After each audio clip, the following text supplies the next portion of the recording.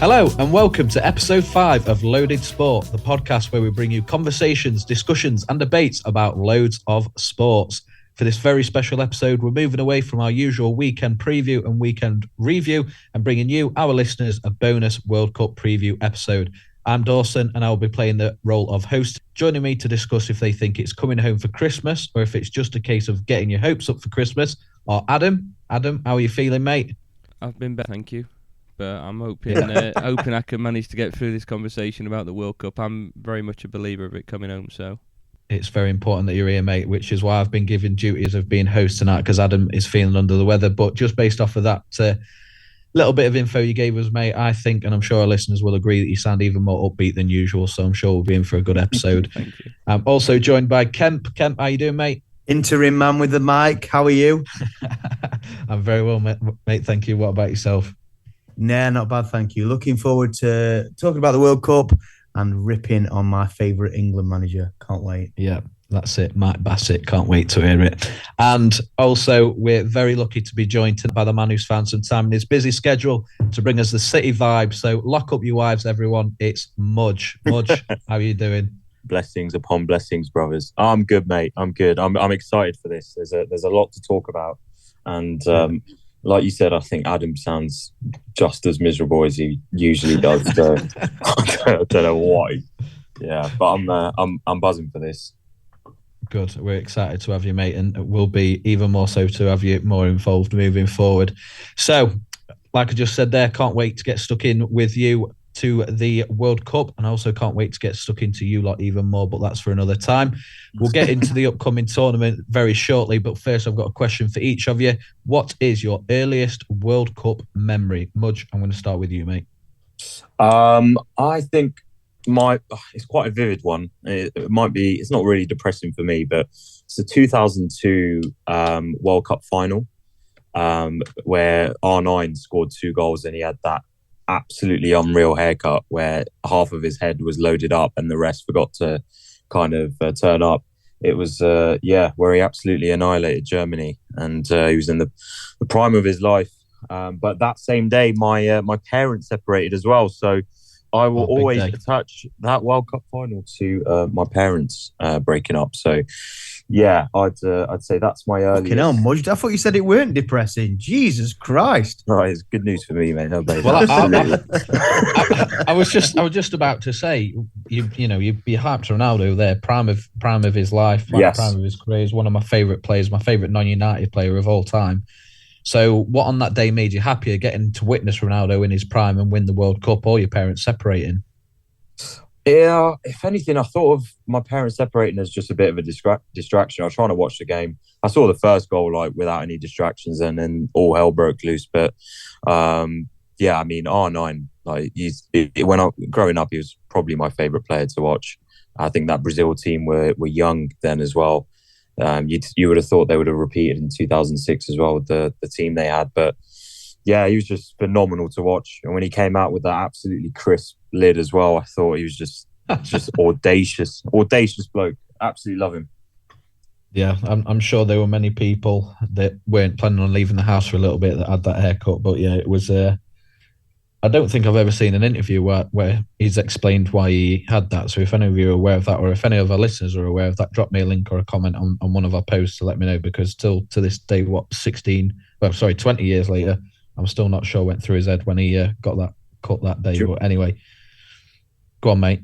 I was saying, do you remember that during quarantine, the lad he kind of went viral for it. He asked his dad for that Ronaldo cut, and his dad gave him the 2002 final R9 cut. Yeah, classic. Oh, poor lad. He was a bit stressed with that, wasn't he? Yeah. And just to clarify, if anyone thought so, I said non-Man United player. Just to clear that up. If anyone wonders. Kemp, earliest World Cup memory? It's also the 2002 World Cup. It's not actually anything to do with football. It's actually the Anton Deck We're on the Ball World Cup song. An absolute anthem, as you'll probably all agree. But no, I just remember my stepdad just dancing around the house singing "We're on the Ball," and that's literally that's literally the only thing I remember from that World Cup. But Yeah, that's the first memory of the World Cup that I've got. I was only 7 at the time, so can't expect to remember that much from that World Cup. But being completely honest, that's the first one I can remember, Dawson. Yeah, I think that's the kind of age where you do start to remember. Just off the back of that, I'll give you mine to back you up. World Cup 1998 in France is my earliest memory. I was 8 years old at the time. Beat Tunisia 2-0 in the opening game. Beat Colombia. Beckham's free kick where he did the infamous at the time sort of humping celebration. I don't know what you want to call it, but I'm sure you'll remember it. And then that game in the knockout stages against Argentina, the Michael Owen wonder goal where he took the ball on the halfway line, beat 2 Argentinian players and buried it in the top corner, announced himself on the world stage at only 18 years old, and unfortunately went out on penalties to after misses from, it was Paul Ince and David Batty, I want to say. Both had their penalties saved. But yeah, that's my earliest memory from the World Cup, and yeah, it's amazing. I love it. I fell out of love with football over the years. It's picked up slightly over the last couple of years, but the World Cup's always been there as like peak fandom for me. I absolutely love it. Adam, mate, what about yourself? What's your earliest World Cup memory? Similar to Muj and Kemp, mine was back in 2002 when we played against Brazil in the quarter-final, and it was a 7:30 a.m. kickoff, a bizarre time to be kicking off a football match, and we went into school. School opened early for it, parents stayed along and watched it, and I was still starting to learn a little bit more about football at the time, so to me it was just a chance to, skip a little bit of school because the game had finished after school should have started, and all we could hear was parents grumbling about the fact with 10 minutes to go and there's 2-1 down to Brazil, Teddy Sheringham was coming on. So for me, it's a similar sort of situation. 2002 World Cup. Unfortunately, should I say? Sorry, we lost to Brazil 2-1, and they would obviously go on to win it. Yeah, I remember watching that at school myself. I think, what year was it? 2002, weren't it? Yeah. So Yeah. I'd have been in secondary school then, but watched it in my local primary school, and I remember me and Tina consoling each other after the game. Which is a weird memory to have 20 years later, but yeah. Some things never change, do they? Some things never change. Me and Tina consoling ourselves after disappointing England performances. You're right, some things never change. So that's the earliest World Cup memory for all of us. I'm going to move on now to favourite World Cup memory, and I'm going to start this off if that's okay. Great tournament moments, as we know, not always the best performances, but always fond memories, especially when you're growing up. But I'm going to have to highlight World Cup 2018 in Russia as my favourite World Cup memory. To be honest, it's hard to pick a specific memory. I think life peaked when Kieran Trippier bagged that free kick in the semi-final after 5 minutes against Croatia. It's all gone downhill since then, but just that summer as a whole was amazing. The weather was brilliant. The whole country was behind the England side. Didn't go into the tournament with much hype after the performance at Euro 2016, going out to Iceland. Probably the most embarrassing tournament performance of our lifetime. So wasn't much hope, wasn't much expectation. But as we went through the tournament, that confidence grew, that momentum grew, that country pride grew, and it was great watching the games at the Welfare. The penalty shootout against Colombia, winning a penalty shootout as an England fan is always going to be an amazing memory in itself.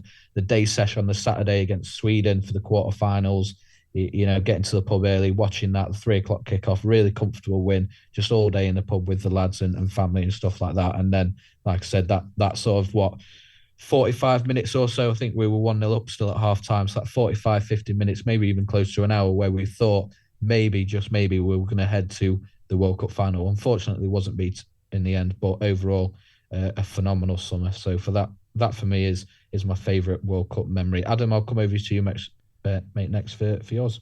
Mine was Kieran Trippier's free kick, but as you've pointed that out, I've got to also look at the Colombia game, the fact that we took that game to penalties and then went on to win it.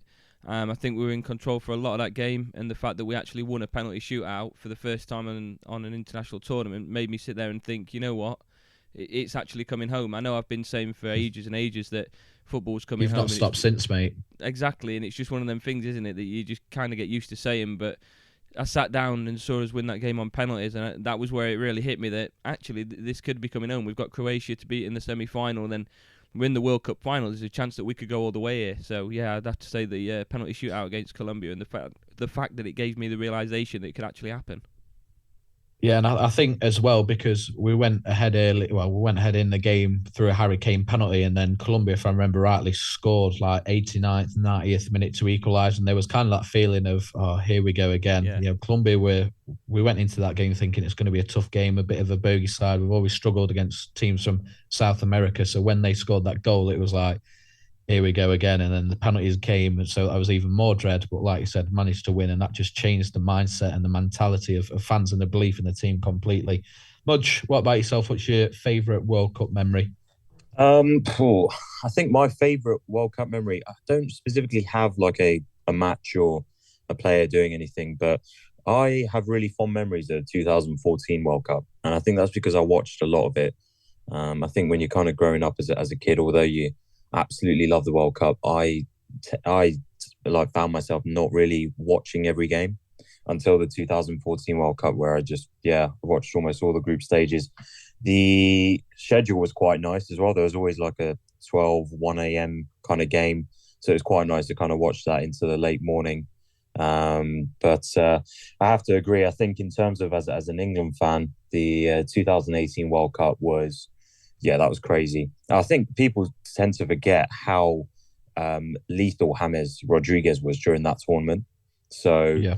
I mean, although we won it on pens, I think, I think we were quite fortunate to kind of get through them because they were in a good bit of form. But the 2014 World Cup, I really got to enjoy that one. Really got to watch it. I've got good memories of that summer as well. It was quite a carefree summer, being a 22-year-old through the fields. Yeah, exactly, butt naked. So definitely 2014 World Cup, mate. Yeah, that's fair. You mentioned James Rodriguez there of Colombia. That tournament in 2014 in Brazil was kind of the tournament where he announced himself on that world stage. He took that team and the country on his back and carried them far into the tournament, didn't he? He got a big move to Madrid, and there was a lot of hype going into that 2018 World Cup, as you said, as he was known as the leader, as the forefront, as that main talent, similar to like a Gareth Bale for Wales, that real superstar in a team. So he scored. He scored screamers in that World Cup as well. He scored that unreal volley where he kind of hit it into a crossbar. And then also the cheeky dink against Japan, I think. Absolutely lethal player during that tournament.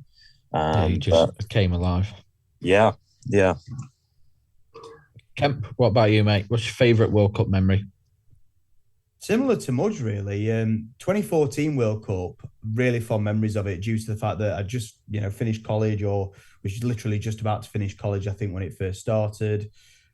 Was, had my place at university booked. We'd got Magaluf booked for the summer as well. So, again, as Mudge said, carefree, very, very carefree that summer, and enjoyed myself very much. I think we watched the second group game, or it might have been the third group game. I think we actually watched that one in Beach Bar. So that tells you how carefree.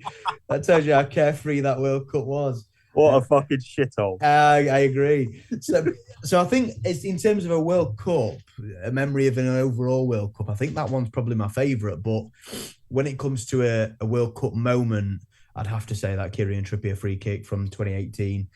I was very, very optimistic at that point. I was yet to be beaten down by Gareth Southgate's negativity. So positive, watching the game with all you boys, and what an unbelievable atmosphere it was. Just looking at each other, thinking, can we do it? Can we do it? And then we didn't. So it was unfortunate in the end. But I think those two World Cups specifically. I think the 2014 one for the overall tournament, but for a moment itself, it's very difficult to look past that Trippier free kick where, as you say, Dawson, quite rightfully, life peaked. Yeah, I agree, mate. I'm just very quickly doing a Google search to find out who Kieran Trippier is, but he sounds like a good guy. Did I say Kieran Trippier? You did say Kieran Interesting. Trippier. Yeah. Well, Kieran Trippier. Shout us out. 2 minutes. So, Give us a shout out. Give us a shout out. Kieran, we'd like to know your predictions for the World Cup.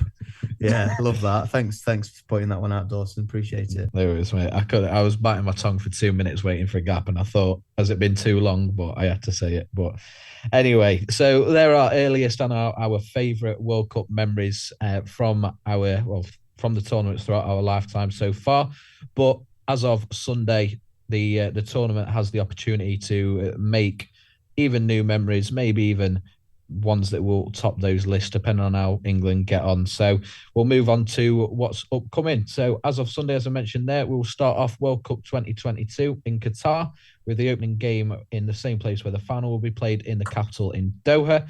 There's a lot of controversy around the circumstances to which Qatar ended up with the tournament, and I don't think it'd be right for us to go on without having a sort of a brief discussion. We don't want to get too political. We do want this to be a sort of a light-hearted conversation around the World Cup, but I don't think you can do that without presenting the other side as well in the controversy about them ending up with the World Cup, and B, also some of the circumstances around the workers and everything else like that, but also Qatar's sort of political stance when it comes to certain minorities and human rights and that kind of thing as well. So, I mean, for me personally, I'll open this and sort of, if anyone wants to say anything off the back of it, I think people are absolutely right to protest and not be happy with Qatar getting the World Cup. They weren't set up to run a World Cup. We always talk about Great Britain or the UK, or some of the major cities in the world, or major countries in the world, should I say, and across Europe, would be ready Sunday to run a World Cup if needed, and Qatar certainly weren't that. They've spent 138 billion to get ready for the World Cup. That's building stadiums and everything else. Just to compare that, South Africa had quite a bit of work to do to make sure that they were ready in 2010. They spent 3.5 billion. So you can see the difference there between a city that really, really wanted it but weren't quite there, to a city like Qatar, or a country like Qatar, should I say, that were absolutely not ready in the slightest. And, there's a newly released documentary on Netflix about the corruption in FIFA around that time, which I haven't watched yet, so I won't comment too much, but I definitely point that out as a bit of an insight as to what went on to end up with us having a Winter World Cup starting this Sunday. I know the sort of the defensive argument of that is about bringing the Western world and their view on human rights and acceptance and all that kind of thing. It's important to have that inclusion for that part of the world and to allow them to represent things that other places have the opportunity to present. But where's the line? Where do we say no? You've got to show that you can be a progressive country and accept certain people and groups of people before you have that opportunity.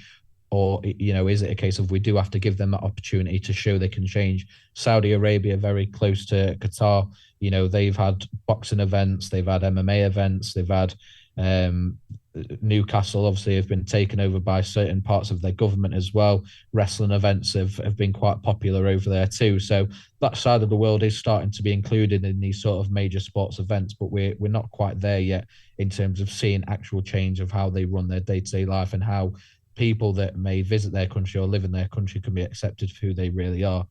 And I do think in terms of the political aspect and the protest side of it, there is some slight hypocrisy there. I completely agree with the protests. I completely agree for what they stand for.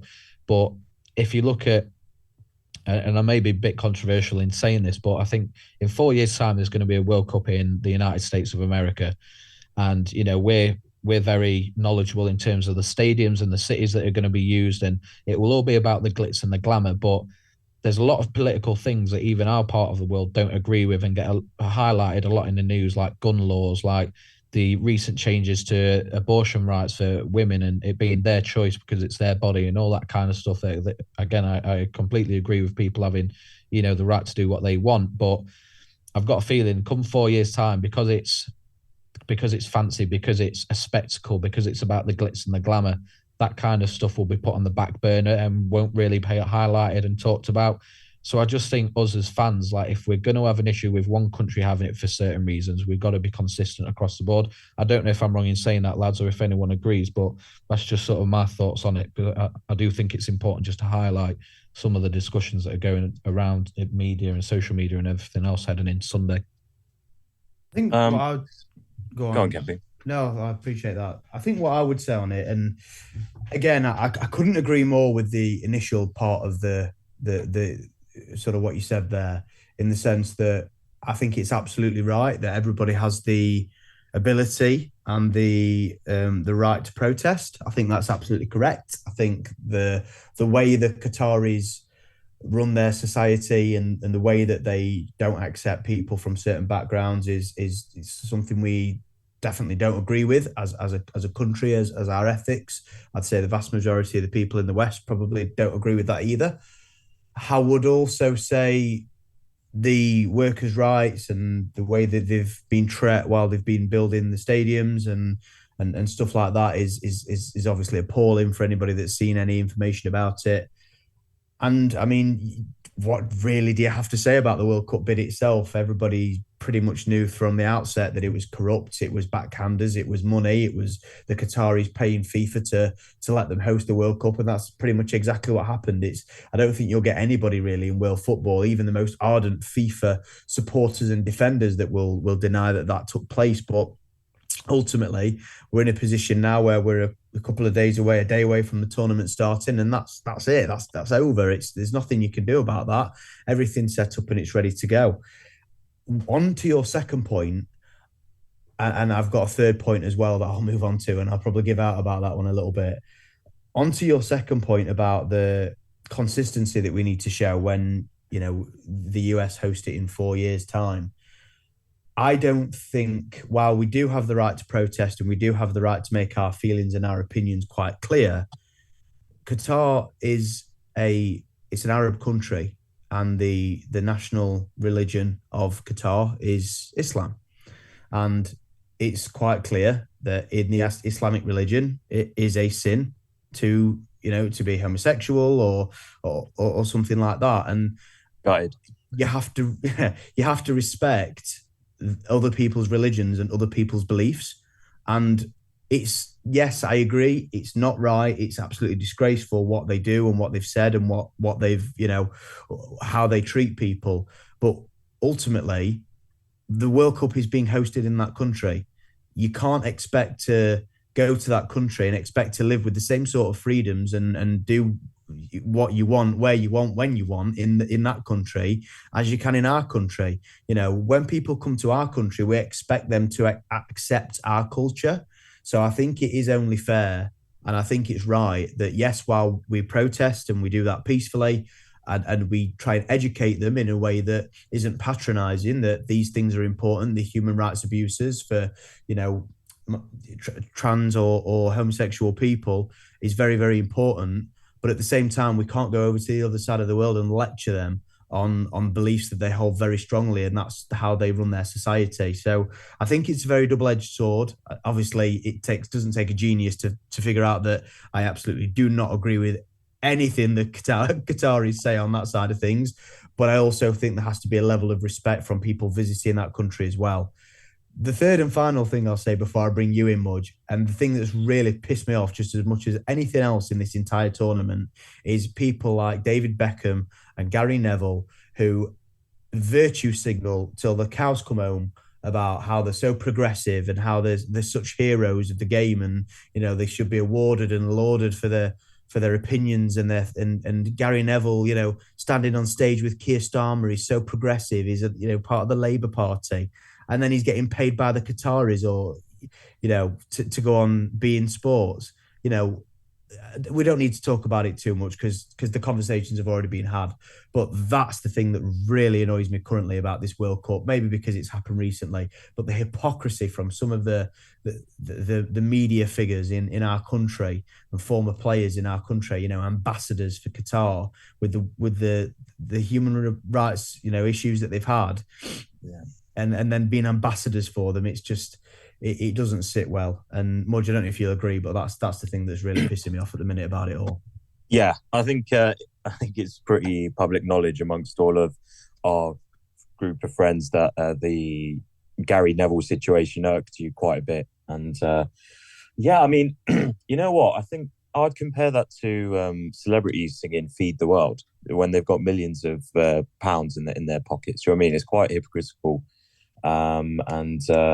Yeah, I think the issue that I had with the Qatar should have been a straight no, purely because of, as mentioned, in terms of what kind of state it is. It's an authoritarian monarchist state with no real football tradition or culture. And that's what I focused on the most. The fact that they awarded it to a country with no real history of football or anything like that. And I get it. I do get the idea of, we want to kind of improve, a country's status or kind of get them in the spotlight for the right reasons. Let's help them kind of, achieve some form of progress as an organization. I'm sure that's what FIFA thought about it, but I think it's just really pointed towards a bad decision because they had 24 members on that committee, and I think it was a 14-8 split for Qatar and the USA.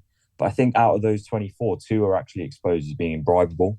So it just goes to show like they were just pretty much a collective of like criminals, or it just didn't really point any kind of integrity towards what was going on there. And like I get it. I mean, Bayern Munich, for example, often train in Doha, so I feel like Qatar are quite well connected in terms of countries. I know the French president and the German president heavily supported the World Cup being in Qatar. I just think it didn't seem like a fair decision. It just felt like it was really, really rigged. And I mean, everyone's kind of knowing this World Cup as the Aircon Cup. Like they'll be playing in like still ridiculous heat. Like we're talking November, and they'll be playing, I think, if I'm correct, in inside stadiums with the aircon on. That's not what football should be about. It should be played in the summer, with the stadium tops fully open. And it'll be interesting to see. But I think the appointment had red flags straight away.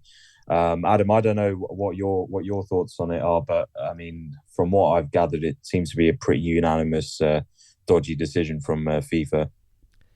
Yeah, I've not really got too much more to add onto it than what you three have already said. Like you said, it's been kind of like covered in bribery from the very beginning, hasn't it? The decision to allow Qatar to host it, and then obviously everything that's gone from there has just spiraled down, and it just seems like it was a mistake to even let Qatar host it in the first place. And you mentioned there much about the Aircon or the Aircon Cup or what you called it there, and the whole point of it being in November to December is because of the weather during the summer months. Hitting 50 degrees is clearly unreasonable to expect any kind of world-class football, shall we say, or world-class sport of any kind to be played in those conditions, which is why it was moved. It's going to kick off Sunday. Kemp, you mentioned it yourself. It is kind of, it's too late now. It's going ahead, whether we agree or disagree with it. There's nothing we can do to stop it. We can talk about it all night, and all through the tournament, but that isn't going to stop it going ahead.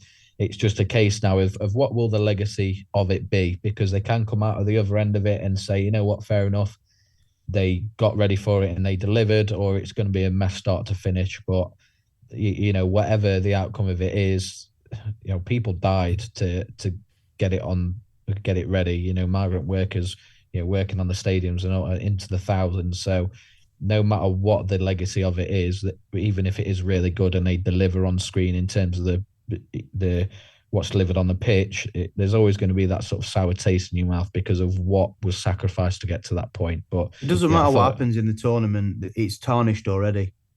It's tarnished. I'm not saying that. I know. I'm agreeing with exactly what you're saying. There's nothing they could do. It could be the most entertaining World Cup that we've ever had. It could be 5-0, 5-5 games every single game.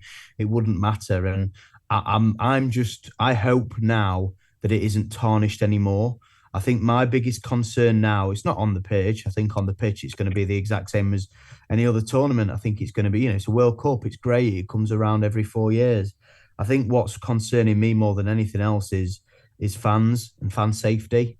I can't see the Qataris taking their foot off the gas when it comes to vigilant policing of the rules in their country. And you can make the argument, as I just sort of have, playing devil's advocate, as to, you're in their country, you should sort of respect their rules. And I think if football fans don't respect their rules, I do think there's likely to be a little bit of trouble. And I feel like there'll be a few fans in unfavourable predicaments, and that worries me. And I just hope that every single football fan who goes to Qatar to watch the World Cup, I hope they, enjoy themselves, but be as safe as they possibly can be and come home safely, because I think that's my biggest concern, Dawson, to be honest, at this point in time. Yeah, and I think that's a good message to end it on, because with every tournament, you always know someone, or you know someone that knows someone that's going to the tournament games. But I don't really know of anyone that's heading out that way to watch any games for this World Cup. There's been in the media the last couple of days about them hiring fans and all this kind of stuff. So it'll be interesting to see what kind of atmospheres there will be throughout the games, especially as the competition progresses. But yeah, I think anyone that is going there, staying safe is paramount, regardless of whatever kind of enjoyment you want to partake in. So I think we'll leave that subject there and move on to the thing or the team that is on everyone's mind, and that is, of course, England, led by Gareth Southgate and his captain Harry Kane. It took over after that. Well, we'll go piss poor. I was going to think of a really nice professional word, but we'll go with piss poor performance in the Euros 2016, and it took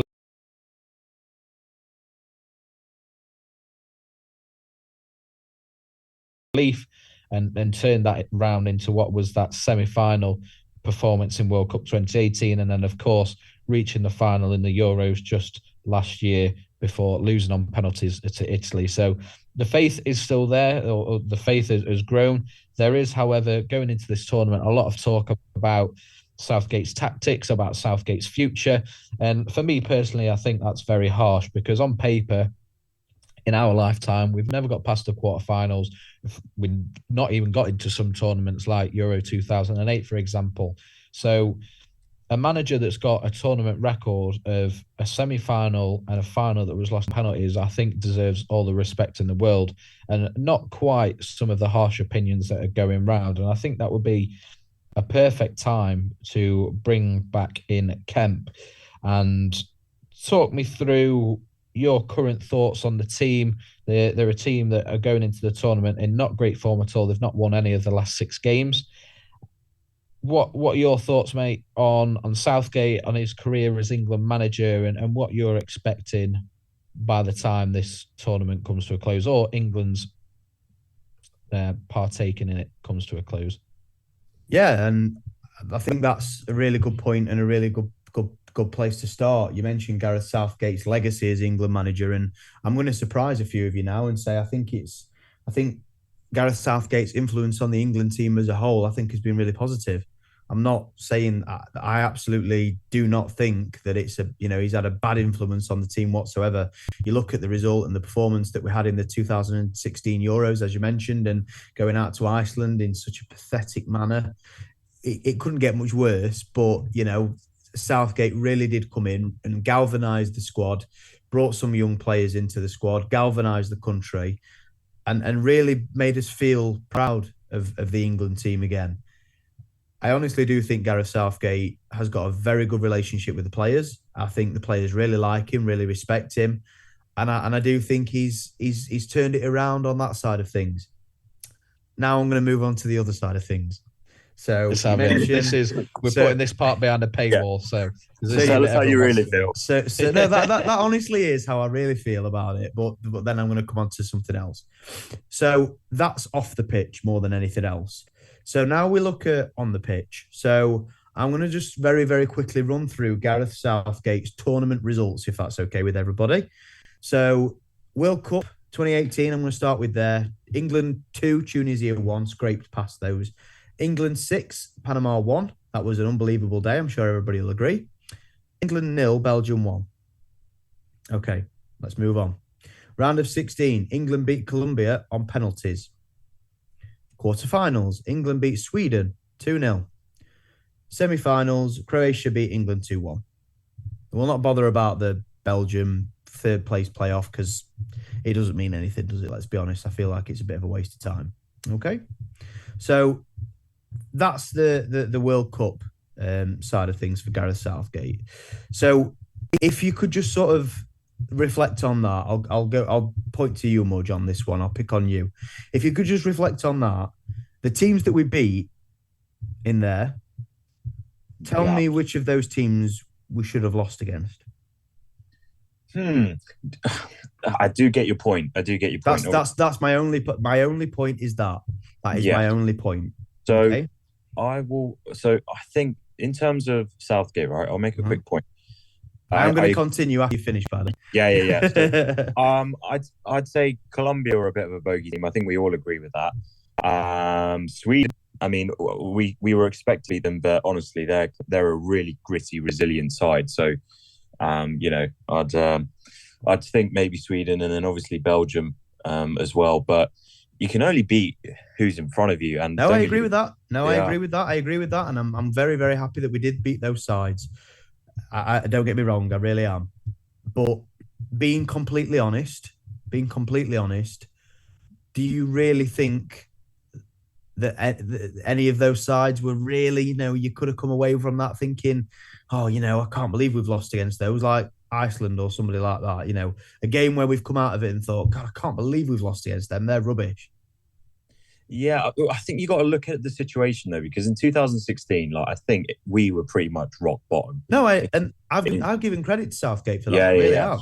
So I think maybe his influence was over exaggerated a little bit, and obviously the teams that we beat may have not been of the best quality, but for us to kind of see that kind of progression so quickly, I think you got to give Southgate credit for how quickly he managed to kind of get a decent tournament out of England, considering two years before that they lost. Fair point.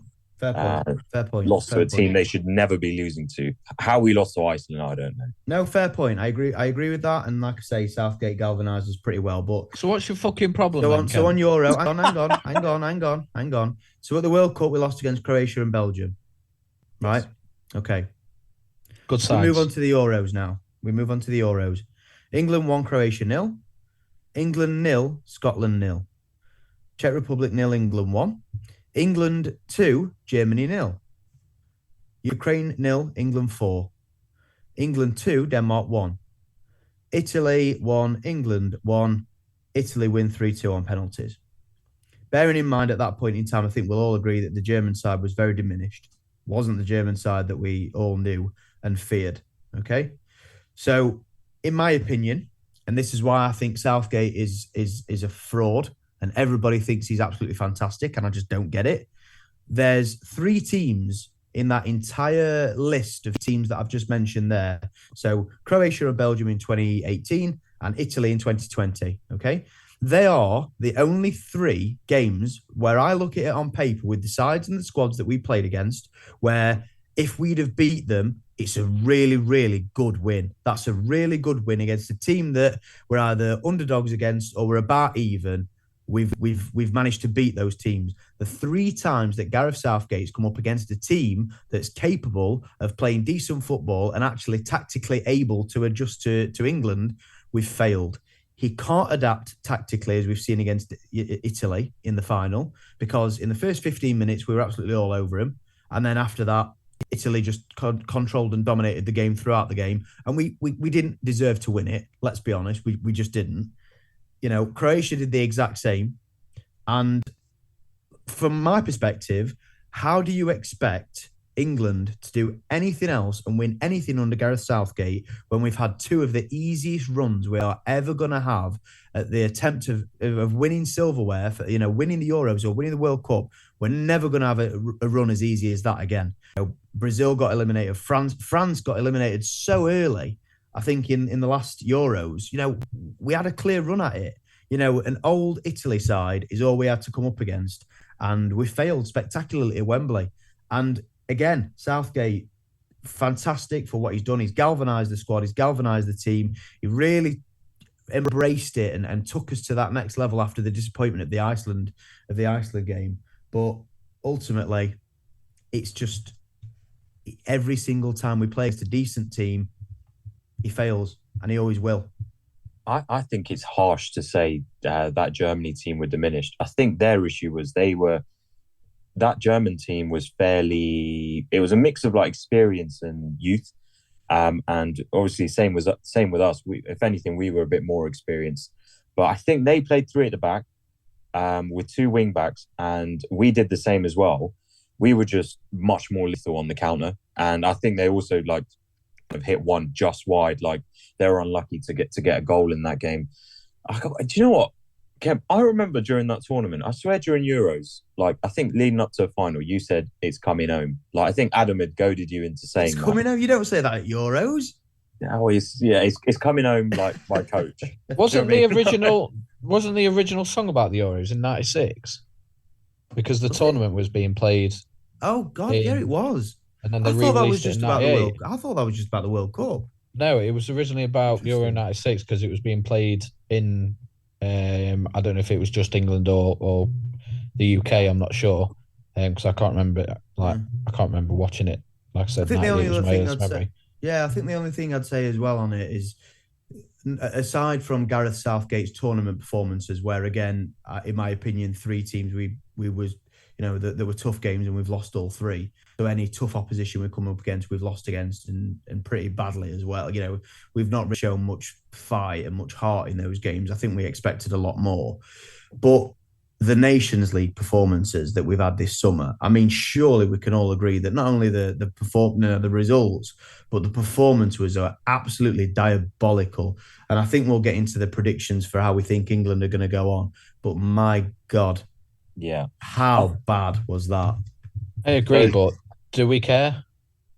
No. Yeah, I do care us because as- you're coming into the World Cup in the winter. But it's a dead tournament. But it's not about the tournament. I couldn't give less of a shit about the Nations League. That's not the point. The point is that it's like friendlies. You want exciting young players to come on, really fight for the place in the squad, play exciting, forward-thinking, attacking football. Really go at these teams. Like you say, who cares? There's nothing to lose. Let's just do it. We were absolutely pathetic. And I mean, But I think who there was cares? a start at It's a one nothing point. game. But Because when it a lot matters, of we've people done care. semi. A lot of people care because I'm in not the saying summer, that you're wrong or in the minority, but what I'm saying is, why should you care about friendlies or a dead tournament like the Nations League? Why should we give a shit about the performances? Why because it's should the we give about performances the coming shit into the about the World results? Cup. Yeah. Because Well, it doesn't matter coming because into the I do World see- Cup. he's I do delivered a see- semi-final in a final in the two actual tournaments he's managed. Yeah, and then as soon as they come up against a good team, we've gone out on our arses. I do see Kemp's point in terms of form, because obviously if you're going in like losing every game, going into a big tournament, you'd be a little bit worried about that. I'll quickly chime in about Gareth Southgate from my side. I won't disrespect him in terms of what he's achieved. I think any manager to come in and take you to a semi and a final is unbelievable, especially in their first two tournaments. I think when you look at managers, right, there's different strengths and weaknesses. So I agree with Kemp. I don't think he's tactically there to kind of lead England to a. I don't think he's gonna. I don't think we're gonna go to a final in the World Cup this year. I think, like Kemp said, I think he's just. Although considering he's got that pool of players at his disposal, England have been a bit kind of underwhelming, I think, in terms of their performance in general. Like when you see a France play, you just see that they're just controlling everything and they're just so electric at the front. With England, we're squeezing through wins against teams that we should be kind of beating quite consistently. But I will give Gareth Southgate this. I think he is, or like when he first came in, his man motivation is probably second to none, especially when you've got an Englishman in the room as well. Like as a young England player, you just look at that and you're like, yeah, I want to play for this guy. But there are some, limitations with him as well. He's obviously tactically not the best coach in terms of leading a team to the glory land. So I do agree with Skin in the sense that he's done tremendously well in his first two tournaments, but I think in the long run, I agree with Kemp. He's not tactically the right guy to take us to the big one, I think, and win a trophy. So, yeah, that's my two pence on Gareth Southgate. Agam, I know you're ill, but have you got anything to say? Yeah, I'll go on. I'm just going to follow on that with a question. I'm going to come to you, Adam, for the first answer on this. Let's assume that Gareth Southgate leaves tonight, because the answer to this question will be changed by how they perform in this upcoming World Cup. But let's assume that Gareth Southgate leaves tonight. Will his legacy be more about what he delivered on the pitch with that semi-final and final performance in the two major tournaments? or will it be more about how he changed the culture behind the scenes? Because we all know about growing up with, there's been so many interviews with players like Rio Ferdinand, Gerrard, Lampard, those kind of players who hated being on England duty because they hated playing with players that played for rival teams at club level. Whereas now that culture has disappeared. So, Adam, assuming Gareth Southgate leaves tonight, assuming they do well in the coming tournament, where will his legacy be more felt long term for the England national team, on the field or behind the scenes? I think it's behind the scenes. It's got to be. I mean, he's done very well to get us to a semi-final and a final. But if I'm being completely honest, with a different manager, would we have won either of those tournaments? You could probably argue that we would. I know Kemp more than likely will argue that we would have won one of them tournaments. Like we've seen in interviews in the past, Gerrard, Ferdinand, Lampard have all said that there was no togetherness. You stayed within your teams when you went to play for England, and it kind of ruined it a little bit, kind of ruined the golden generation, so to speak. What we see now, and social media has become a big part of it, so we can see what's actually going on behind the scenes with the England team at the moment. There appears to be a real togetherness with the players. They seem all geared up for it, and there seems to be that sort of camaraderie that we didn't have back when we had the golden generation, obvious Scholes and Rooney and them sort of players as well. So I think a lot of it's got to come to that. What we've also got to think of, and when you think back to when Gareth Southgate was originally appointed, for me, I was set behind it being either Sean Dyche or Eddie Howe at the time because of what they'd done with Burnley or Bournemouth respectively. And Gareth Southgate, now you look back at it, was the obvious appointment because he'd used a lot of these players at the under-21 level when he was manager there. And it's something that the FA wanted to introduce, bringing in players that had played together from the under-21 level, bringing them through. Yeah, you're going to get the occasional player that maybe doesn't meet that sort of potential that was set out for them at the beginning. And with Southgate, he's brought those sort of players through. So he's managed a lot of this England squad from an earlier age, and if we're going in that same sort of routine, the next manager is obviously going to be Lee Carsley, which again doesn't make too much sense. But you look back on what the FA's process was, and it makes sense it was Gareth Southgate. I think the fact that his style of football is, yes, if we get a goal, but when we get them goals in them games that Kemp's mentioned, the one we got early on against Croatia, the fact that we scored early against Italy, in both of those games we got the goal, but then we sat back, and the reason why we were dominated in those games, because we allowed the pressure to get to us. We didn't take the game to them. We got the goal. We thought we could sit back for the remaining 80, 85 minutes and just sit tight and hope that they wouldn't get a goal out of it. Croatia obviously managed to get something out of it, and Italy took it to penalties in the end. So you go up against two sides that are quite strong attackingly, and there you go, you're going to have that sort of struggle. So for me, I think his legacy will sit with the fact that if he leaves today, the news reports are all going to say he's the manager that took us to a semi-final and a final. It'll not say anything about the fact that he bottled it, he lost us those finals. It'll just be the fact that he took England to those parts of the tournament. Fair enough. So I'm going to come to you now, each of you one at a time, with your pre-tournament prediction on England's progress. And then I also want you to give me your starting 11 if you were in charge that would win England the World Cup. So, Kemp, I'm going to start with you, mate. What's your pre-tournament thoughts on how far England get, and what is your lineup that can and would win us the World Cup in Qatar? Last 16, we'll get through the group. We should get through the group. USA, Wales, Iran. I mean, Iran really shouldn't be a difficult challenge at all. I think USA and Wales are really going to be proper up for it. USA, they've got some decent players, but they shouldn't be too much of they should be tricky customers, really. So I'm thinking we get through the group, but I think we'll fall at the first knockout hurdle.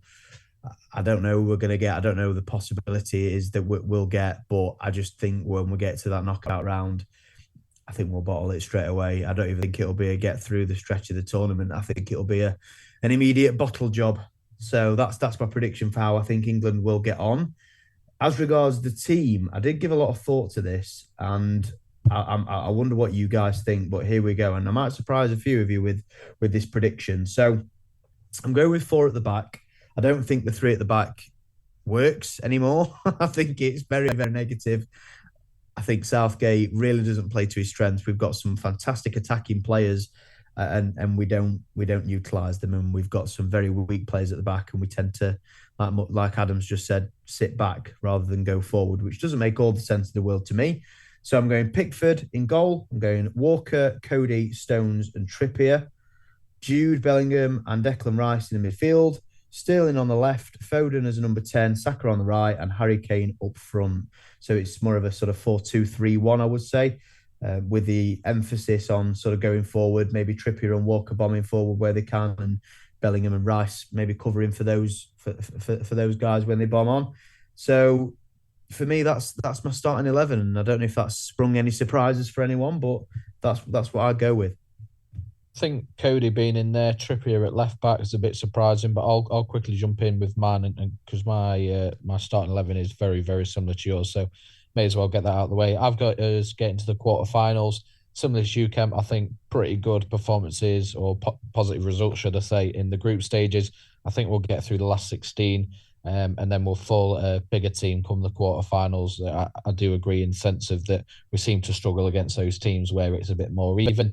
My starting lineup, same as yours, 4-2-3-1, Pickford in the net, Julian Rice in midfield, Saka, Foden, Sterling right to left in midfield, and Kane up top. But my back four, I've got Trippier at right back, Stones and Maguire in the middle, and Shaw at left back. I'm still sticking with Harry Maguire in there. He's been fantastic at the international football level. Whether that's because of the difference in style at that level, I don't quite know. But as long as he's performed at that level and delivered like he has, I think it would be unfair to drop him despite his, I'd say poor form for United. He's not been slightly different. But going into the Euros, he was injured. He missed a few weeks. He missed the first game because he wasn't fully fit, and he ended up team of the tournament, and he was absolutely phenomenal. So I'm willing at this stage to give him the benefit of the doubt. But that's my. Can I just ask you a quick question level on Harry Maguire before you move on?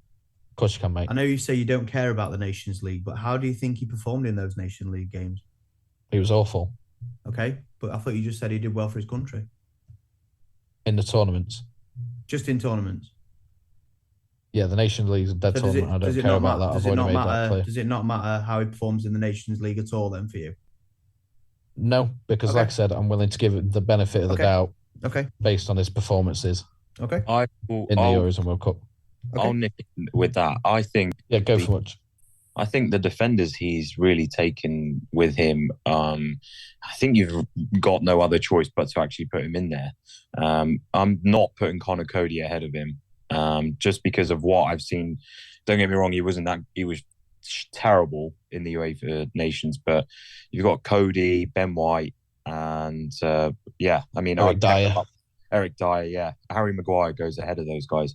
I think based off experience for me. But I will quickly chime in. So, am I right in thinking? Sorry, let me just catch up. Are you asking me to give you your tournament winner?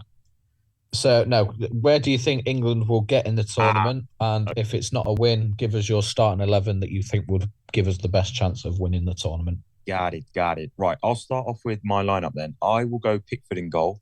He isn't the most consistent for Everton, but I mean, he's been mercurial for England. He's as sure as it gets in the net. On the right, I'm in an R in, but I think I'm going to edge Walker starting over Trippier. Trippier has been so good for Newcastle this year, but I just like Walker's speed in terms of what he can give to running down those channels. I've got Stones and Maguire in the middle. As for the reasons I've just stated, I've got Lukey Shaw on the left. I think he had a really good Euros, and for England, I think he's been pretty decent. I'm going to go for a 4-1-2-3. So I'm going to go Declan Rice in the middle because I want to play a bit more attacking. I would go Bellingham and Foden in the middle, and then up top on the left, I'd go Rashford, Kane in the middle, and then Saka on the right. I think Saka is probably going to be the X factor for England, I think, in terms of creating goals. I know that's a bit controversial because obviously Sterling's going. He's quite a seasoned player. And I like Saka there. And I think Grealish coming off the bench could be a little bit of an X factor as well as Maddison. In terms of where they get in the tournament, I'm going to go quarterfinals, same as you, Skin. I think it's going to be because of, I don't know, they could play some really good football, but I'm a huge believer in the fact that because we're going to Qatar and playing in those conditions, I'm so set on a South American team beating us. That's if we meet them. But if we meet a South American team, I think they do us in the quarters. But yeah, that's my lineup and my prediction. Aggie? Yeah, I've gone for quarter-final as well. I'm just looking at the wall chart about how it's all set out, and if we win our group, which realistically we should, going up against Iran, Wales and the USA, we'll come up against the runner-up in Group A, which is either Qatar, Ecuador, Senegal and Netherlands, and I feel like Netherlands are going to win Group A, so for us it's going to be either Qatar, Ecuador or Senegal, who we should be able to beat realistically. Then in the quarter-final, I'm thinking we're going to meet either France or Argentina. It will be a part of the Group C, Group D matchup. So for me, we'll eventually lose to France in the quarter-final. And I'll come on to that a little bit later as well. My lineup for England to take us all the way would be Ramsdale in goal, Walker, Stones, Cody and Trippier as your back four. Similar to Mudge, I've gone like 4-3-3. I'd have Rice sat just in front, and I'd have Jude Bellingham and Mason Mount, Saka on the right, Foden on the left and Harry Kane up front. Interesting. Mason Mount overrated.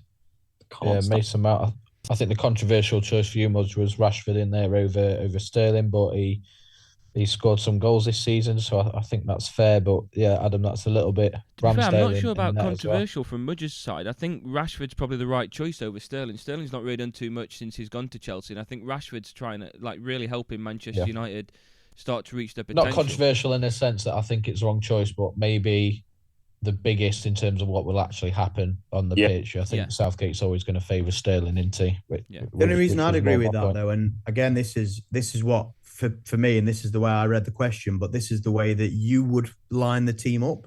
So my sort of Southgate head didn't really come on. Southgate's going to play Maguire. We know that. Maguire could shoot a child in front of his face and he'd still play him. He'd still probably put captain's armband on him. For me, the reason I picked Sterling over Rashford was because of the way that Rashford's helped Manchester United this season. Rashford's been effective more than anything up top, running in behind, making those runs and getting into those goal scoring positions, although he's not really scored as many goals as he probably should have. Whereas if you play Rashford on the side, on the right or even on the left, then I don't think he's going to be as effective. I don't think he's going to be as effective as he is if he plays as a number 9 up top. And, you can't expect Marcus Rashford to get in there in front of Harry Kane. So while I understand why Mudge has gone for that, that's my reasoning for not putting Rashford in. Although as a player this season, I completely agree. Rashford's been better than Sterling in every sense of the word. But in terms of a system, that's why I went Raheem Sterling rather than Rashford. Yeah. I agree with that. I'm a United fan, so obviously I would favour Rashford over Sterling. I think going forward, this might be very controversial. I know Sterling he was really good for us for the Euros. I just think Rashford's going to be a bit more dynamic, running kind of behind the ball, making those off-ball runs. He's so good at doing that. And I think it would help someone like Kane if he did that, because we'd just be really good on the counter. I think Raheem Sterling is, he's been solid. He's very, very good on the ball. But I think Rashford's going to be much more active. I just prefer him on the wings.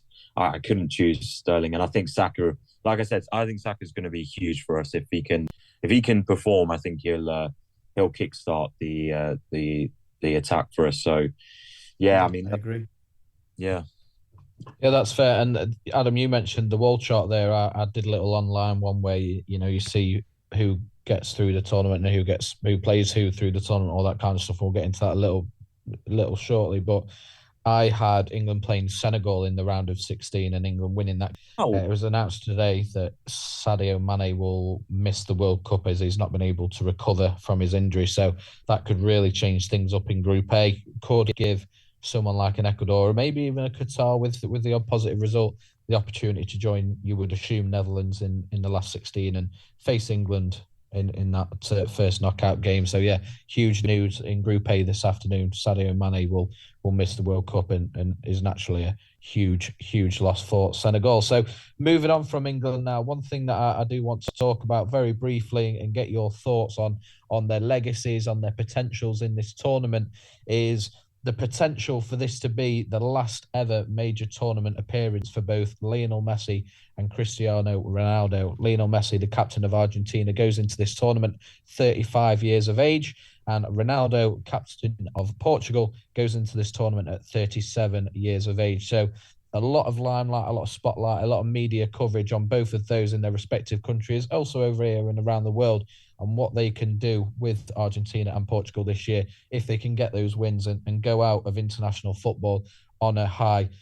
Messi playing for Argentina, they have the Copa America as their sort of secondary tournament, so we likely won't see Lionel Messi in an international tournament. Again, Ronaldo, quite possibly, we'll see him in the Euros in a couple of years' time in Germany, but he will be 39 years of age at that point, so quite possibly will have retired from international football. So I'll go around the room and just who, if either of them, has the better chance of lifting the World Cup and ending their international tournament legacy at the highest possible point. Muj, I'll start with you, mate.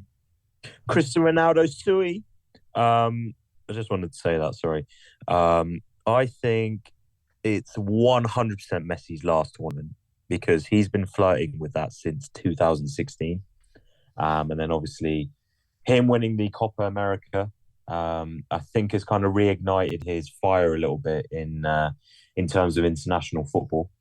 Ronaldo's a weird one. I think Ronaldo's looked after himself so well. And I'm not saying Messi hasn't, but Ronaldo's a one-off because he's like physically like a 25-year-old. And I mean, he's still got the desire to kind of continue, playing, I think, into his 40s. But I think I'm going to lean towards it being his last World Cup purely because I don't think he'll be selected in 4 years' time.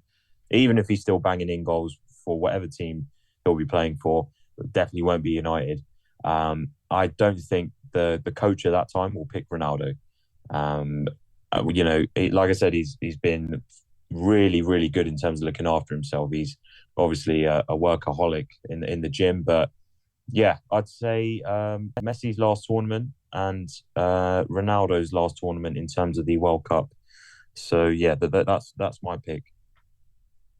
Fair enough. Kemp, what about you? Messi with Argentina on his back, Ronaldo with Portugal on his back. Who's got the best chance of really cementing themselves in that who is the GOAT argument? I think Messi this time around. I think Cristiano Ronaldo, the way that he plays, yes, he's kept himself in unbelievable shape. In terms of his physique and his fitness, I don't think there's ever been a better pro than Cristiano Ronaldo in that sense of things. Despite my feelings towards his recent actions, there's no getting away from the fact that he's 38 now, is he, or 37?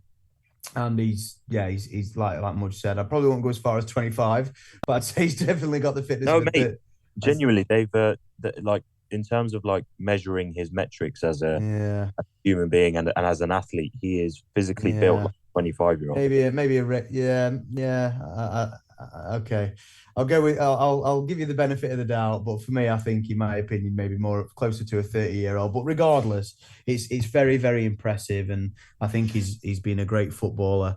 But I think as a player, in terms of his football, in terms of his ability, I think he's very diminished. You've seen that with the very few minutes that he's got so far this season for Manchester United. He might prove me wrong in this tournament, but I just don't think he will. I think Messi is still closer to what he was than Ronaldo is to what he was at their peaks. And I think, I don't want to give any spoilers for my World Cup prediction, but it'll become clear in the very near future as to why I think Messi's going to go further in this tournament than Ronaldo is. And I think it will be Messi's last international tournament, win, lose or draw. I think Ronaldo might go again in the Euros, but I think this is Messi's last one. And I think he'll perform better than Ronaldo in this one. And I think the legacy of this tournament will be in Messi's favour rather than Ronaldo's, Dawson. Fair enough, mate. Adam, what about yourself? Who do you think's got the best chance? We've also got to take into account the team of players around them as well. We know they're the shining light. We know they're the leading men, but it's not just about them. So based on that, Adam, Messi or Ronaldo, who's got the best chance of lifting the World Cup in the next month or so?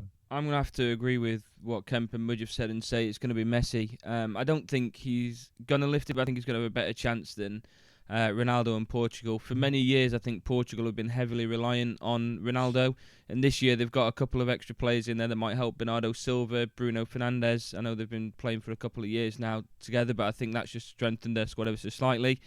Ruben Diaz and João Cancelo now involved as well.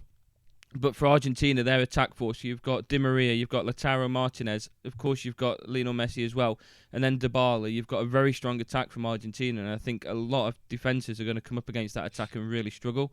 So for me, I think that Messi's going to have the better chance of going further in the tournament. I do think it's going to be Messi's last chance. I don't think he'll play another World Cup. I find it very difficult to believe that Ronaldo is going to be playing another World Cup after this one as well. So I think we're at the point now where we're really entering a new era of international football for both Portugal and for Argentina, with both of those two retiring. But I think on this occasion it's going to be Messi that's going to go further. I'm not going to lie. I think I definitely didn't answer your question in regards to that. Yeah, Messi's going to go further. Yeah. Fair enough. I will say Messi, and I would have said Messi with Argentina. Mentally, doing a line sort of world chart thing, and I had Argentina being runners up in the tournament to a team that I'll reveal shortly. So my head does say with Argentina getting further, but I did this week draw Ronaldo. Oh, sorry, I draw Ronaldo. May as well have. I drew Portugal in the work sweepstake. So as much as my head is saying Messi, I'm always going to go with my heart, and my answer to that question can only be Sue. So I'll go with Portugal for that one. So Cristiano Ronaldo, sweet.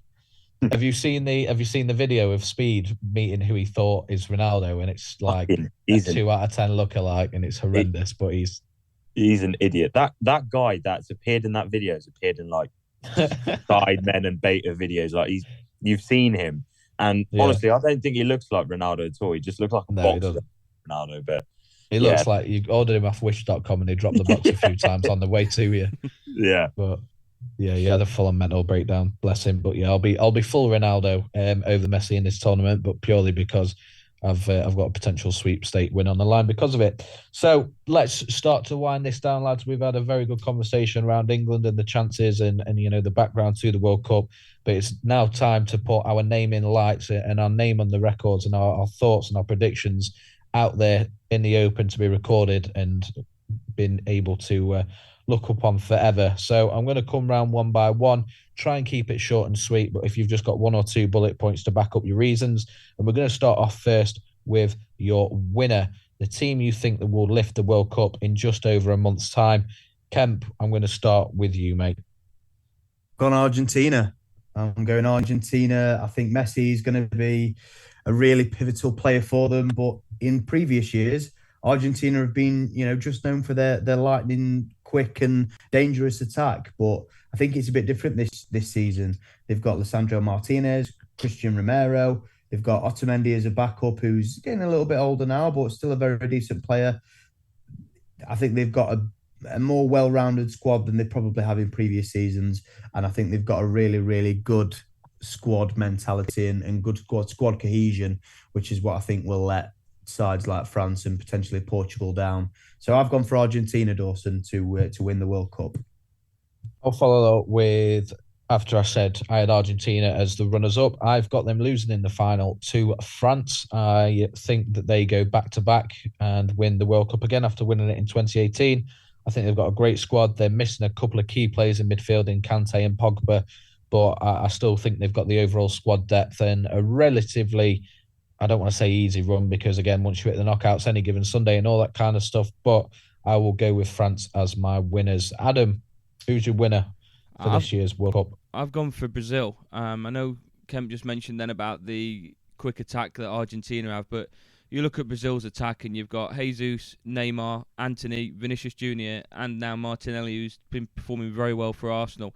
You can pick any 3 of those and you'd not be disappointed with who you've selected for your lineup there out of any of those 5 names. Naturally, you're going to see Neymar starting, but it's just the other 2 that are going to be alongside him up front. I think Brazil have a very strong attack. The fact that Fred and Casemiro are now playing alongside each other for Manchester United is going to help that little partnership that they've got that we know is so important to Brazil's defensive duties. And I think they've got the best duo of goalkeepers to choose from with Ederson and Alisson, both performing very well for Manchester City and Liverpool respectively. They've got experienced defenders such as Thiago Silva. They've now got Alex Telles joining there as well. I think Brazil have got a very, very strong side, so I've got them as winners.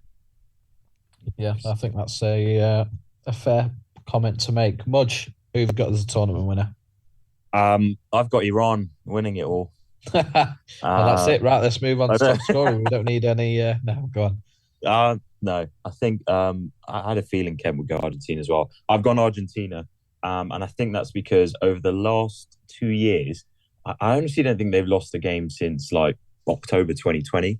I think I Yeah. heard that the other day, and I think that Copa America win, I think, has done wonders for that team. Like finally, Messi's won like a big international trophy, and I think for the players around him, know it's going to be his last one. I think they're going to play for their country, but obviously they're going to be playing for their leader as well. Brazil is a good shout. I pondered Brazil. I think it's going to be Neymar's last World Cup, which is a bit of a statement, but I think Big statement. he's done well at a young age, but I think he's coming to the end of his international career more from his side. But I'm going to go Argentina, and I think they're going to be playing France in the final, and I think they beat France in that final. So, I think hopefully the GOAT wins the World Cup. Just to tidy my piece up there, I have actually got Argentina beating Brazil in the final.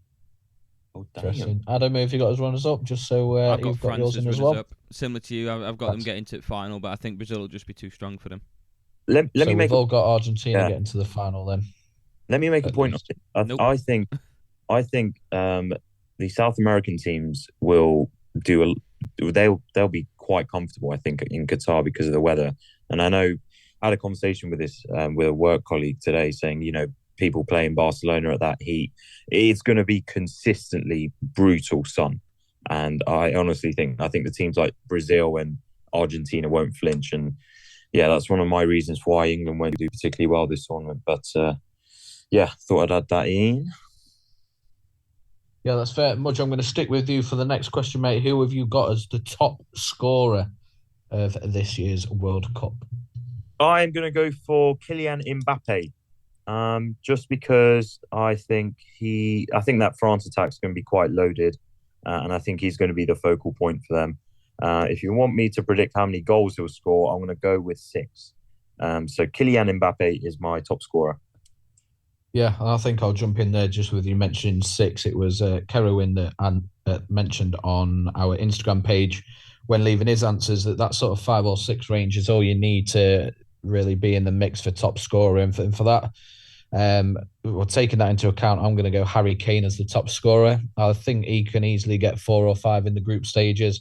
He can then easily score another 1 or 2 potentially in that round of 16 game, and even score 1 in a losing effort in the quarters. So I think even though I've got England going out at the quarterfinals, I can see Harry Kane still being in and around that top scorer mark come the end of the tournament. And I'll be honest, even though I've got France winning the tournament, I can't see Mbappe sort of really taking the spotlight. I think it'll be a team of players chipping in with maybe Mbappe on around 3 and then quite a few on 2 and 1 and things like that. So I think Benzema's got more of a chance of ending the top scorer for France. So yeah, I'm going to go with Harry Kane.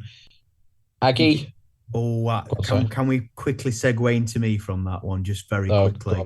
I don't want to interrupt the running order, but it's fine, mate. I just looked at the screen, mate. No, it's fine. It's a perfect opportunity to say that my top scorer I predicted is going to be Karim Benzema. I think. Okay, makes sense. I thought I'd capitalise on that as you said it. He's in the form of his life. He has been for the past few seasons.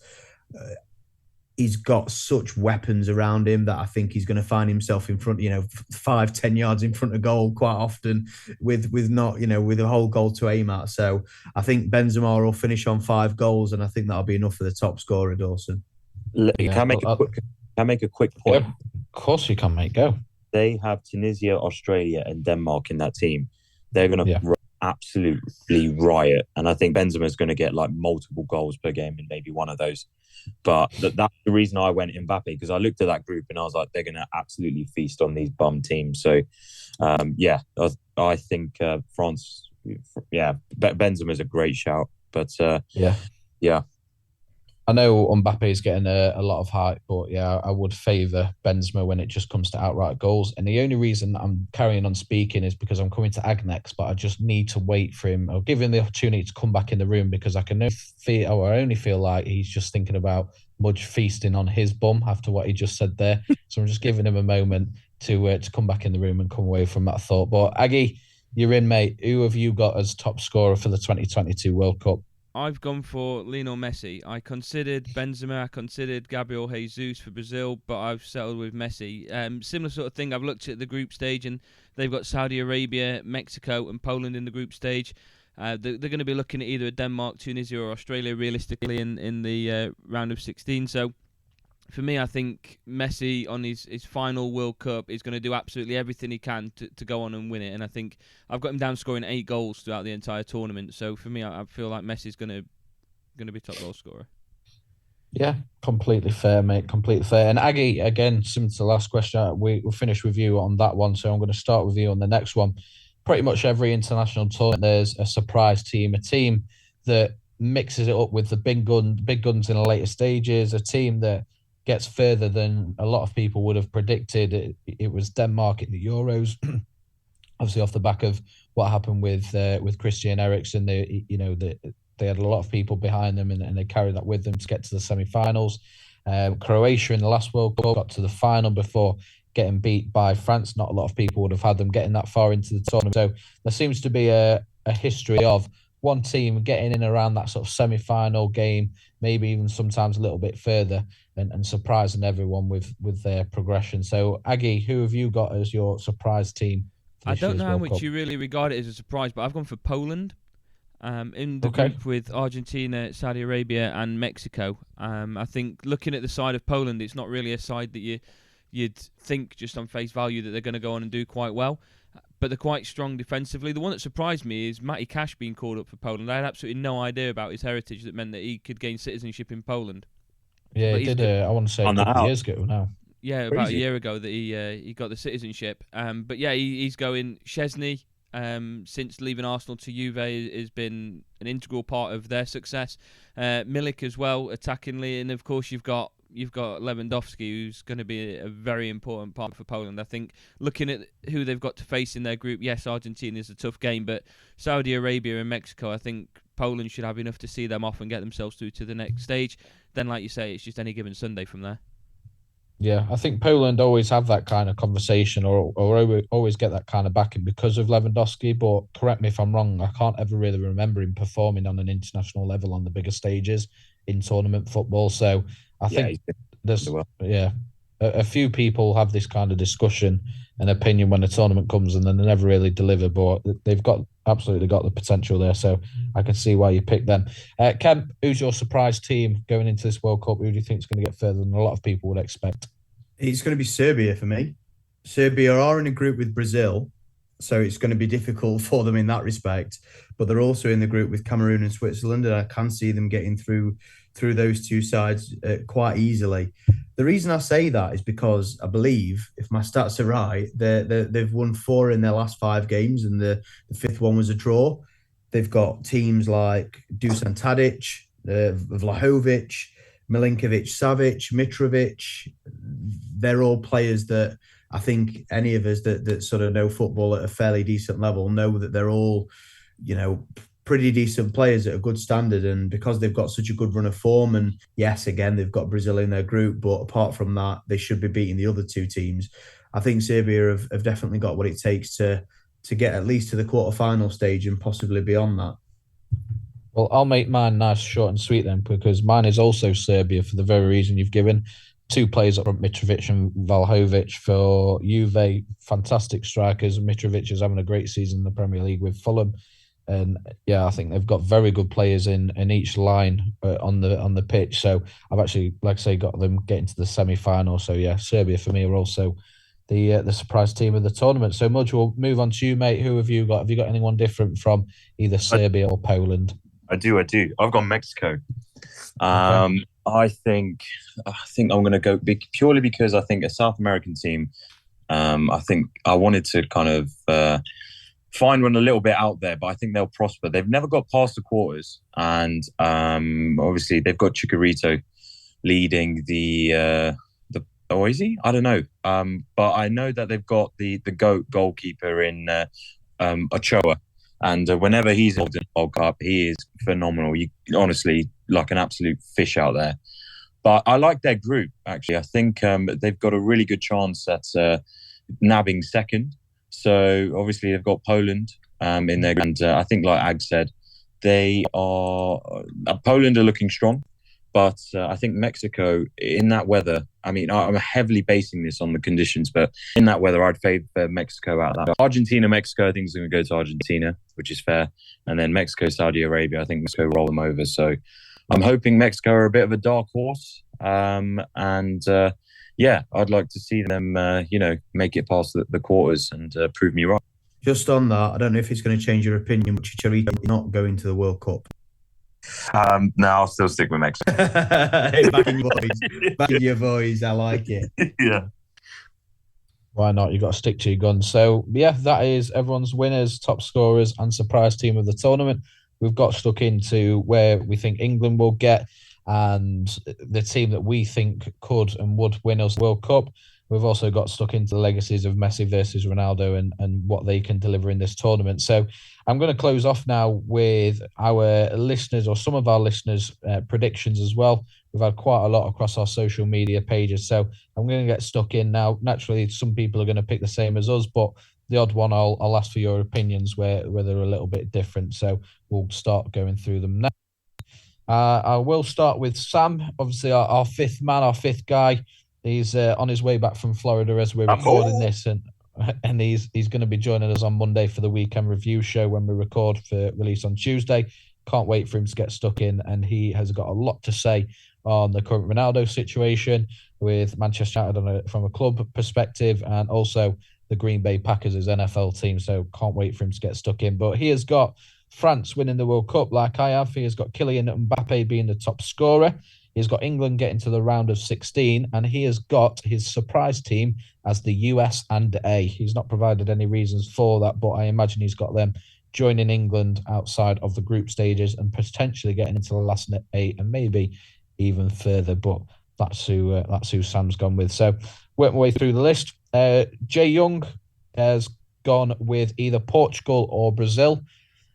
Bit of a shithouse that, not committing to one. I tried to call him out on it, but got to pick one. He didn't want it, mate. He didn't want it when I called him splinters out your arse. Oh, little don't concede. He's sitting on the fence that is splitting the borders of Brazil and Portugal, and he refuses to pick one. He's got Mbappe also as top scorer. He's got England getting to the quarterfinals, and then he's got his surprise team being the Netherlands, who I think have got a very, very strong side. Have disappointed in tournaments previously. We know all about the legacy in the 90s, the 80s, and further back than that, and the kind of brand of football that they created before our lifetime. But I think Jay's got his eyes set on Netherlands starting to become the team that historically they've been known to be. But I can't really disagree with him on that. Aaron Lord has got Brazil as his World Cup winners. He's got a tie for the Golden Boot with Harry Kane and Neymar. He's got England getting to the semi-finals because we love a semi, apparently, just as much as Tom Kemp does. And he has got his surprise team as Senegal. I'm not sure if that opinion will have changed after the news today of Sadio Mane. But what do you think, lads? Neymar carrying Brazil to the World Cup final and lifting the trophy? No, I don't see it. Do you know what? Sorry, I wanted to chime in. I don't think Netherlands should be a surprise pick for Jay Young. I mean, I thought surprise picks would be like one of the lesser teams kind of performing well in the tournament. I think Netherlands are looked at as one of the, well, not strong favourites, but I think looking at their group, they should be top in that group, right? Yeah. Yeah, on paper, yeah. Yeah. Yeah, I think, yeah. But I think Neymar's been phenomenal for country, club and country, but yeah, I don't think he's going to be their top scorer.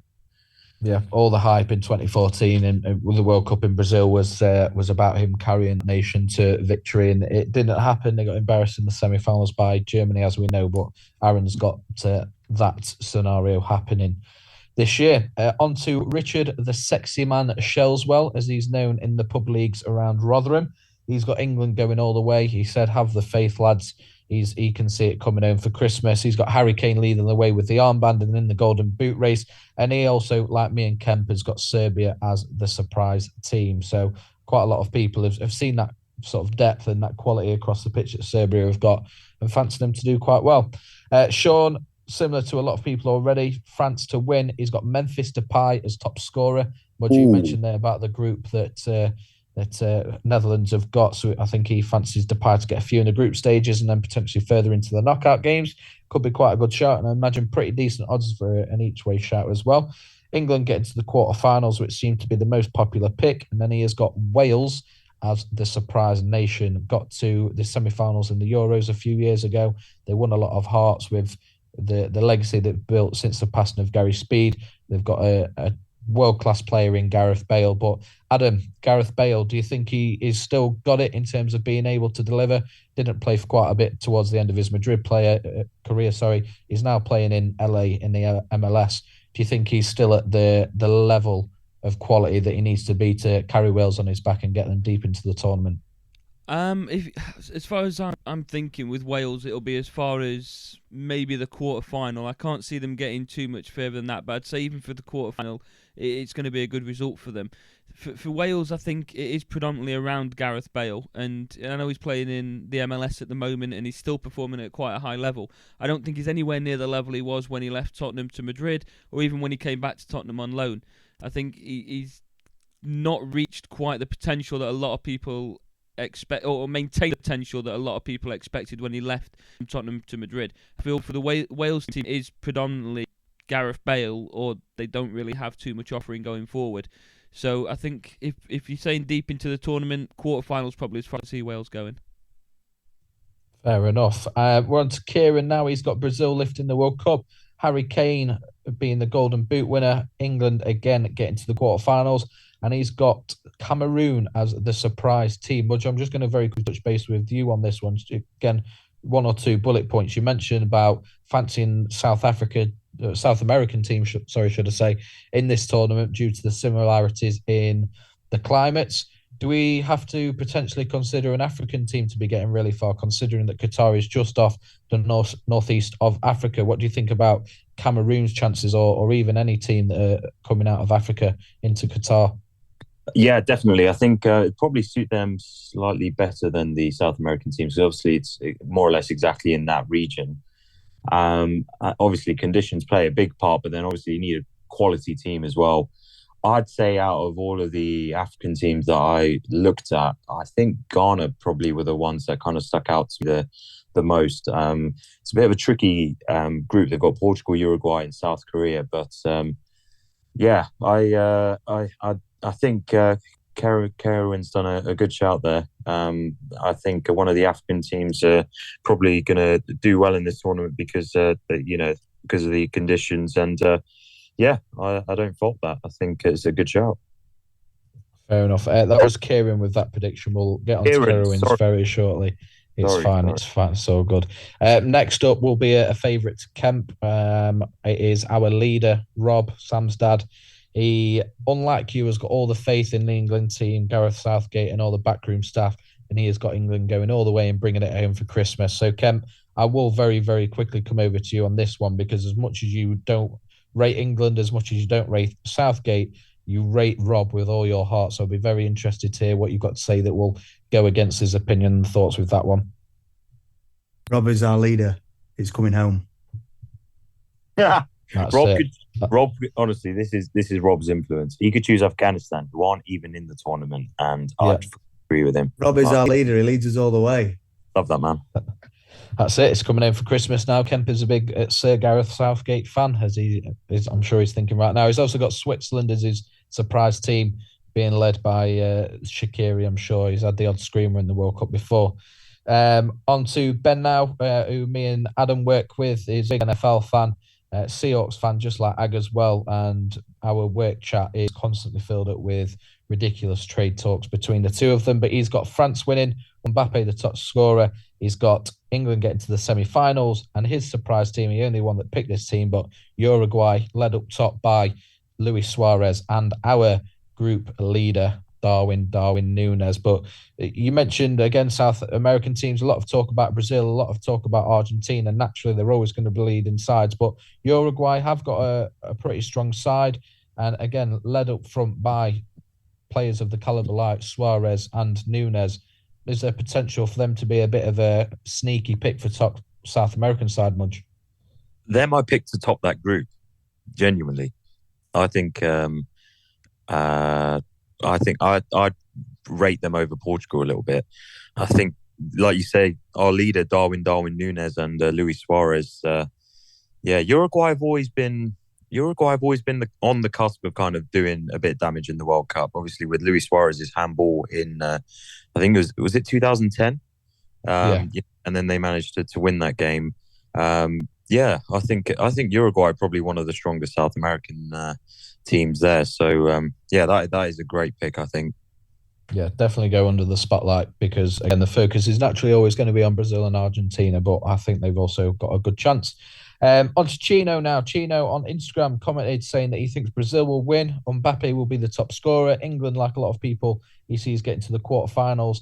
And also, like Rob, has Switzerland as his surprise team. Kerowin, who has been really good in terms of sharing stuff on social media, Twitter, Instagram. He's been really involved and delivered some great feedbacks. Really appreciate that, mate. It's the foundation that we build on that starts from now that will hopefully get us to where we see this going. So really appreciate your input so far. He's also got Brazil winning. He's got a tie for the Golden Boot on Mbappe and Depay as well. Can see Depay scoring quite a few goals in the group stage. He's got England getting to the quarterfinals, and he has got his surprise team as Canada. So a nice little sneaky shout there, led by the superstar that is Bayern Munich's Alphonso Davies. He plays in a much more attacking role for Canada than he does for Bayern. What do you reckon there, Kemp? What do you reckon of Canada's chances? A lot of focus on USA with some of the young players they've got and the young talent. What do you think of Canada's chances outside of Alphonso Davies's influence? I don't really think they've got any. Kerowin, love you, mate, but nah, I can't see that one for 1 second. I think Alphonso Davies is probably a bit of a one-man team there. So, again, love you and thank you so much for what you've done for the channel so far. We really appreciate it. But we're chatting shit, bro. He's had a pint for that. That is a shocking pick. Hey, look, we've seen teams being carried by one man before. Who's to say that Canada can't be one of them? We know how much of a talent Alphonso Davies is, and I'll be honest, I'm really excited to see him on that international stage to see what he can do against big teams with not so big players around him like he's used to at club level. I'm going to close this off with our last listener prediction, and I've left this one to the end for a reason. It's our good friend Liam Godber. I don't know if any of you have seen what he's picked. He left this on our Instagram page, but he has got Qatar winning the World Cup. Of course. Oh, fucking hate that guy, honestly. Well, why we what? No. Look, I said I'd read them all out. He has got Qatar's Almoez Ali as the tournament's top scorer. Sorry, carry on. He has got England getting to the quarterfinals, which is the most popular pick, despite everything else he said being the least popular pick. And he has got the surprise team as Iran. So assuming they're going to get out of the group alongside us in Group B. Mudge, what are your thoughts on that? He's got two surprise teams there, mate. I don't know.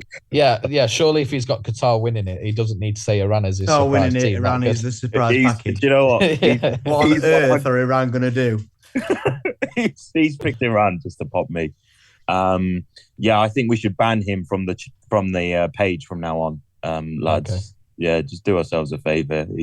He's Googled that lad as well from Qatar. He has no idea who. Almoez Ali. It's like Cheesegate all over again. Yeah. Absolutely is. Ag, any final thoughts, mate? No. I've said that we're going to reach the quarterfinal, but deep down, I've got that feeling it's coming home. It's coming home, and it's coming home for Christmas. So I just, again, want to thank everyone that's listened, that's downloaded, that's shared, that's commented on our pages to get involved in this. I don't know about you three, but I've really enjoyed recording this, and I'm looking forward to hearing what everyone thinks. But most importantly, we've got a tournament of football to look forward to. Again, we're at this point under unfortunate circumstances, but if we can have a bit of pride coming out of it, and hopefully the boys on the pitch can deliver, and maybe, just maybe, we get a big Christmas gift for Christmas, which would be weird if we had a Christmas gift for Easter, but you get my point. And that is that the World Cup trophy finally, after